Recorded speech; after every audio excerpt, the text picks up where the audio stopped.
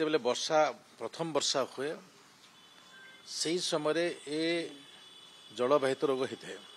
ए दृष्टि वर्तमान समग्र ओडिशा रे प्रत्येक अंचल रे वर्षा होती लोक माने पानी को फुटी पीबार कथा नलकूपर पानी पीवा कथा एवं जोठी भी आमे नलकूपर पानी पीवा समय आमे विशोधन भी होना ताहले विशोधन करी पीवा आवश्यकता बोले कि मु मने करुछि।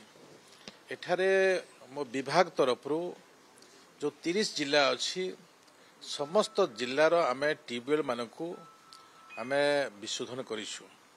हमर 5,30,000 पाखापाखि ट्यूबवेल अच्छी सबू ट्यूबवेल विशोधन होइछि। ता संगे संगे जोटा कि मेगा पानी पाउछंती मेगा पानी माध्यम रे भी आमे वेस्टी को जो ओवरहेड टैंक अच्छी ताकू भी आमे विशोधन करिछु एवं जोटा मल्टी अच्छी जोटा डीप बोरेल अच्छी ताकू विशोधन करिछु। ता परिवर्ते आमर छोटा सलाइन एरिया अच्छी सलाइन एरिया रे भी बहुत निजर प्राइवेट ट्यूबवेल अच्छी से प्राइवेट ट्यूबवेल को भी आमे विशोधन करिछु।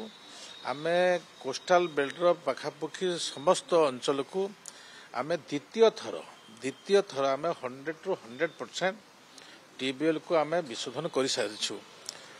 मु आशा करी तथापि भी समय समय केते बेले को समय हबो से दृष्टि ने माननीय मुख्यमंत्री भी तांकर निर्देश देइछंती।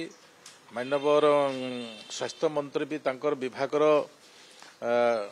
समस्त अधिकारी मानक सजग कर रखिछंती एवं RWSS मो विभागर एवं वाटको आमर सबू अंचल को विशोधन करी द्वितीय बार करिबा तृतीय बार करिबा केमिति आगामी दिन रे लोक माने पानी द्वारा कोनोसी रोगरे आक्रमण न होंतु ए प्रकार व्यवस्था सरकार हाथ को नहीं से दृष्टि लोक मानकर भी ए प्रकार विशोधन करी पीवा एवं जोठी भी ब्लीचिंग भी अकस्मात ही नहीं पका होई नहीं सेठी भी तांको मु अनुरोध करी तुरंत से माने RWSS सहित जोगाजोग करी से अंचल को विशोधन करिबार आवश्यक बोली मु मने करूछि।